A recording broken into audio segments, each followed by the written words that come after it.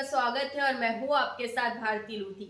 आइए बढ़ते हैं खबरों। इस वर्ष ला नीना प्रभाव के कारण प्रदेश में सामान्य से अधिक ठंड पड़ने की संभावना है, जिससे तापमान में 2 से 3 डिग्री की गिरावट हो सकती है। वरिष्ठ हृदय रोग विशेषज्ञ डॉक्टर स्वप्नील गर्दे ने होटल आमेर पैलेस में आयोजित पत्रकार वार्ता में कहा कि इस बदलते मौसम का हृदय रोगियों पर गंभीर प्रभाव पड़ता है। डॉक्टर गर्दे ने कहा कि ठंड में रक्त वाहिकाएं सिकुड़ जाती हैं, जिससे रक्तचाप बढ़ता है और हृदय पर अतिरिक्त दबाव पड़ता है। उन्होंने बताया कि बिना लक्षण के बढ़ा हुआ रक्तचाप, थकान, सिर दर्द और सांस फूलना और धड़कन तेज होना संकेत हो सकते हैं, इसलिए नियमित ब्लड प्रेशर जांच बेहद जरूरी है। उन्होंने सोशल मीडिया पर चल रहे भ्रामक संदेशों से सावधान रहने की सलाह दी, जिनके कारण लोग बिना डॉक्टर की सलाह के दवाइयां ले रहे हैं, जो खतरनाक हो सकती है। डॉक्टर गर्दे ने कहा कि हृदय रोगियों को अपने पास डिस्प्रिन जैसी आपातकालीन दवाइयां रखनी चाहिए और यदि छाती में दर्द, सांस लेने में कठिनाइयां या पसीना जैसी समस्या हो तो तुरंत चिकित्सक से संपर्क करें।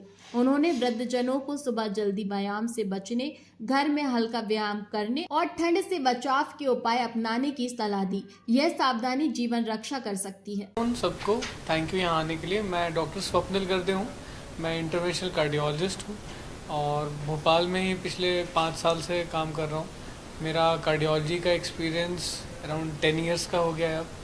और मैं इंटरवेंशनल कार्डियोलॉजिस्ट हूँ, तो मैं हार्ट फेलियर, हार्ट अटैक, किसी की हार्ट की रिदम जैसे दिल की धड़कन कम हो जाना, बढ़ जाना, इससे रिलेटेड प्रोसीजर्स, इंटरवेंशन, इस पे काम करता हूँ। मैं करेंटली कंसल्टेंट हूँ सागर मल्टी स्पेशलिटी हॉस्पिटल में और मेरा खुद का एक सेटअप है क्लिनिक जो गर्दे मेडिक्स के नाम से है।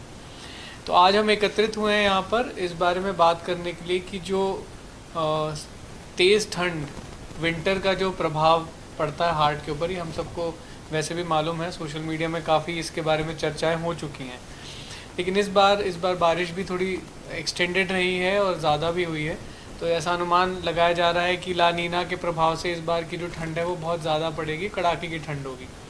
तो जब भी कड़ाके की ठंड पड़ती है तो कुछ शरीर में ऐसे बदलाव आते हैं जिससे कि हृदय संबंधित प्रॉब्लम्स बढ़ जाती हैं, जैसे उच्च रक्तचाप, बीपी का बढ़ जाना। ये बहुत कॉमन चीज़ है जो ठंड के मौसम में आती है।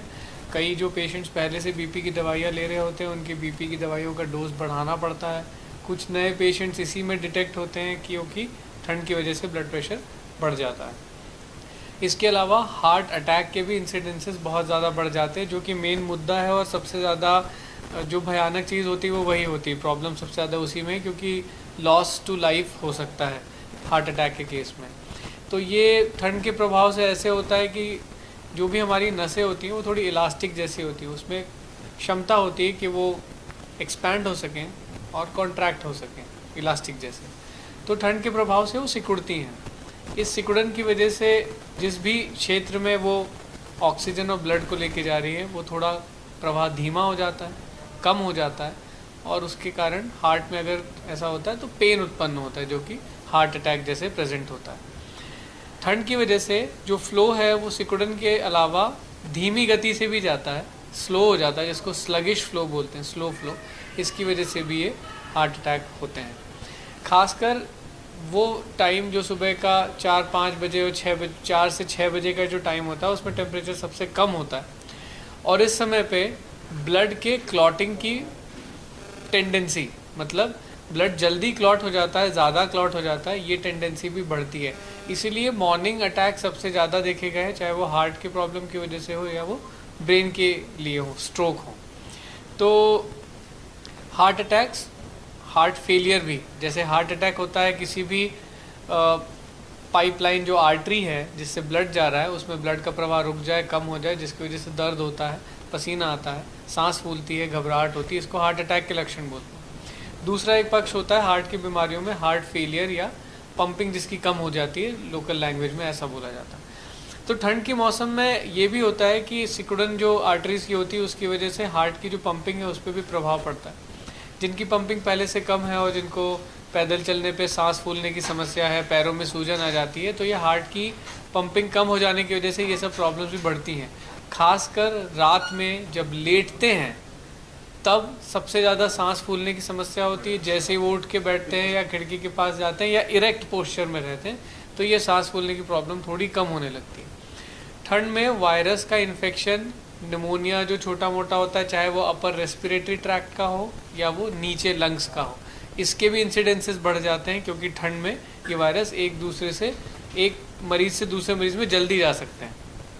तो ये इन्फेक्शन जो होता है इसकी वजह से भी हार्ट फेलियर के इंसिडेंसेस, हार्ट की पंपिंग कम होने वाली जो प्रॉब्लम है, इसके इंसिडेंसेस बढ़ने लगते हैं। सिमिलरली जैसे रक्त है हमारा, जिन पाइपलाइन या जिन वेसल से जा रहा है, जिसको हम आर्टरीज बोलते हैं, ये आर्टरीज पैरों में भी जा रही, हाथ में भी जा रही है। जो भी कोई स्मोकिंग करता है उसको ये जो भी प्रॉब्लम्स मैंने बताई, इसकी टेंडेंसी बहुत ज़्यादा बढ़ जाती है।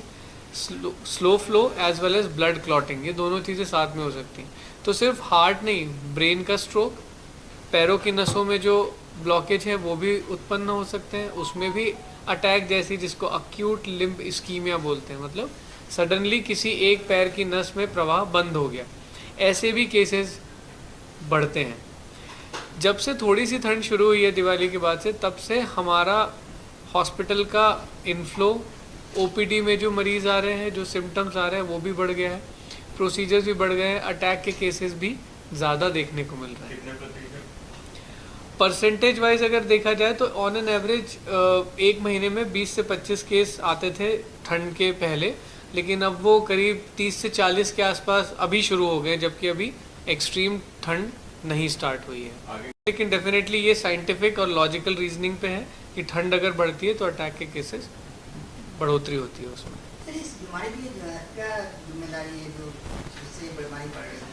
इसका बेसिक रीज़न होता है कि जो भी रक्त की कोशिकाएं हैं उसका एक डायमीटर है, उसकी एक कैपेसिटी है। मान लीजिए 3 मिलीमीटर की कोई नस है।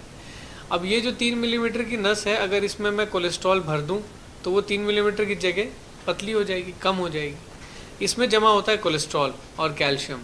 ठंड के मौसम में ये कोलेस्ट्रॉल जिस कैप से रुका हुआ है वो कैप रप्चर हो जाती है और ये कोलेस्ट्रॉल मवाद जैसा नस में भर के पूरा उसको बंद कर देता है। ये रीज़न है। इसकी रीजनिंग बहुत सारे हो सकते हैं। शुगर का बढ़ना, अनकंट्रोल्ड शुगर, ब्लड प्रेशर का बढ़ना, ठंड की वजह से स्मोकिंग होना, अनहेल्दी लाइफस्टाइल जिसकी है, जिसका भी कोलेस्ट्रॉल डिपोजिशन हार्ट में होता है, उसको ये प्रॉब्लम हो सकती है। सर, ये युवाओं में ज़्यादा सांस फूलने की समस्या देखने को मिल रही है। हाँ। क्या वजह, इसका कारण क्या है? खान पान और लाइफस्टाइल दोनों ही प्रॉब्लम है। आप खुद सोचिए, आज से 30 साल पहले न इतने रेस्टोरेंट थे, न इतने ढाबे थे, न इतने बाहर का खाना मिलता था। खाने की शैली तो डेफिनेटली बदली है। वेस्टर्नाइजेशन ऑफ डाइट भी बहुत हो गया है। पहले न इतने मॉल थे, न इतने वेस्टर्न आउटलेट्स थे, तो वो लोग खा तो रहे हैं शौक से, लेकिन ये सब एक एनर्जी का फॉर्म है। अगर इस एनर्जी की फॉर्म को हम सही तरीके से यूटिलाइज नहीं करते हैं तो ये एनर्जी कहीं ना कहीं शरीर में स्टोर होती है, और हार्ट की नसों में फैट का स्टोरेज भी एक उसी प्रोसेस का पार्ट है। बचाव के लिए हमको, जैसे हम अपना बैंक बैलेंस मेंटेन करते हैं, वैसे ही हमको अपने खाने का बैलेंस भी मेंटेन करना चाहिए। ये देखना बहुत ज़्यादा ज़रूरी है कि हम कितना खा रहे हैं और कितनी energy in terms of calories खर्च कर रहे हैं दिन भर में। प्लस स्मोकिंग और अल्कोहल भी पहले की तुलना से इसकी बिक्री और ये सब बढ़ी है, कंजम्पशन बढ़ा है, तो वो भी रीज़न है दोनों से। जैसे मान लीजिए कोई एक थाली है, तो हम उसमें बैलेंस डाइट का एक कॉन्सेप्ट है। प्रोटीन, कार्बोहाइड्रेट, सैलड और डेयरी, ये चारों चीज़ों का मिश्रण यूजली लेना चाहिए। अगर कोई ज़्यादा कार्बोहाइड्रेट खाता है, ज़्यादा फैट खाता है, कम प्रोटीन और फाइबर लेता है, तो उसको ये नुकसान होगा। हमको अगर इससे बचाव है, किसी को पहले से प्रॉब्लम है, तो जितनी ज़्यादा सलाद और फ्रूट्स ले सकते हैं non diabetic patients. Diabetic patients में कुछ limited amount of fruits with ज़्यादा सलाद। फाइबर कंटेंट ज़्यादा होना चाहिए, कॉम्प्लेक्स कार्बोहाइड्रेट खाना चाहिए। ओट्स एक कॉम्प्लेक्स कार्बोहाइड्रेट का प्रारूप है। सर, ये कहा जाता है सांस की जो बीमारी जिसको हो जाती है घुटने से सांस, तो क्या वो परमानेंट रहती है, उसका कुछ छुटकारा है? जो सांस की बीमारी है वो 3 मुख्य वजह से हो सकती है। खून की कमी, लंग्स का इन्वॉल्वमेंट, फेफड़ा अलग ही डिपार्टमेंट है, अलग ही प्रॉब्लम है, और हार्ट की प्रॉब्लम। तो हार्ट की प्रॉब्लम में नसों के ब्लॉकेज से भी सांस उत्पन्न हो सकती है, पंपिंग कम होने से भी। और जिसको किसी को बोलते हैं इसको एलर्जिक प्रॉब्लम है, एस्थमा है, या स्मोकिंग की वजह से किसी के लंग्स डैमेज हो गए, तो उसमें भी सांस की प्रॉब्लम हो सकती है। लेकिन प्रेजेंटेशन बहुत कॉमनली सबका एक जैसा ही होता है। कि सांस फूल रही, दम भर आ रहा है, तो इसको टेस्ट के माध्यम से ही डिफरेंशिएट कर सकते हैं कि लंग्स का प्रॉब्लम है कि हार्ट का प्रॉब्लम।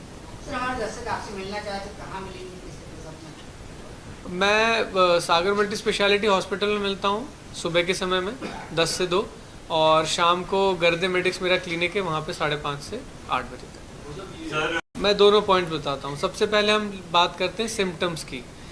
तो वैसे तो जैसे हम सबके चेहरे अलग हैं, हम सबके सिम्टम्स भी अलग हो सकते हैं, लेकिन एक कैटेगरी है जिसको बोलते हैं क्लासिकल सिम्टम्स। क्लासिकल सिम्टम्स मतलब मेजॉरिटी लोगों में ये ऐसे ही देखने को मिलता है। सीने में भारीपन, दर्द, जलन होना, वो उल्टे हाथ की तरफ जाए या दोनों कंधों पे जाए, दोनों कंधों पे भी जा सकती है। साथ में पसीना आना, सांस फूलने की तकलीफ होना और ऐसी घबराहट होना कि आप शायद बिस्तर पे स्थिर ना लेट सकें या स्थिर बैठ ना सकें, इतनी प्रॉब्लम होना। ये जो भारीपन और दर्द होता है, ये ऐसा होता है जैसे छाती पे किसी ने पत्थर रख दिया। ये उसके सिम्टम्स हैं। तो जब भी ऐसी कोई प्रॉब्लम उत्पन्न होती है, अब कोई 19 साल के लड़के की संभावना बहुत कम है उत्पन्न होने की, लेकिन 55-60 साल के व्यक्ति की संभावना ज़्यादा है। तो ये संभावनाओं पे भी होता है। अगर ऐसे व्यक्ति को ऐसी प्रॉब्लम हो रही जो 50-55 के ऊपर का है, तो उस समय सबसे अच्छा उपचार घर पे जो आप इमरजेंसी को अवॉइड करने के लिए कर सकते हैं, वो डिस्प्रिन टैबलेट जो आती है 325 मिलीग्राम की, उसको दांतों से चबाना है। ऐसे चबाना है कि उसका चूरा दांत में ही बन जाए, पेट को मेहनत ना करनी पड़े, उसको घोल के एब्जॉर्ब करे और वो काम करे। हम उसको क्रश कर देते हैं दांत में ही और फिर उसको पानी के माध्यम से उसको पेट में ले जाते हैं, जिससे कि वो पहले से टूटी हुई हो और जल्दी एब्जॉर्ब हो जाए। तो डिस्प्रिन एक ऐसी दवाई है जो आप सेफली ले सकते हो। दूसरी जो दवाई है आजकल काफ़ी देखने को मिल जाता है, लोग सॉर्बिट्रेट भी रखते हैं। सॉर्बिट्रेट दर्द के निवारण के लिए है जो कि हार्ट से उत्पन्न होता है, लेकिन सॉर्बिट्रेट का साइड इफेक्ट ये है कि वो थोड़ा सा बीपी को डाउन कराती है और हेडेक भी कराती है।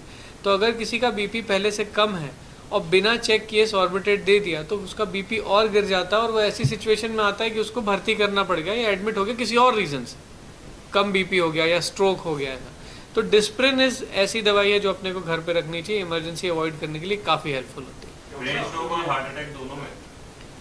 ब्रेन स्ट्रोक 2 टाइप से हो सकता है, एक ब्लीडिंग हो सकती है और एक क्लॉटिंग हो सकती है। तो क्लॉटिंग में तो डिस्प्रिन काम कर जाएगा, वो खून को पतला करता है। ब्लीडिंग में तो वो प्रॉब्लम को बढ़ा देगा। इसलिए ब्लीडिंग में मतलब ब्रेन स्ट्रोक में कभी भी ये नहीं बोलते कि आप घर पे उपचार कर लीजिए, वो CT या MRI के बाद ही होना चाहिए। फिलहाल के लिए इस खास खबर में इतना ही। देश विदेश की तमाम बड़ी खबरों को जानने के लिए देखते रहें हेडलाइन 24 न्यूज। नमस्कार।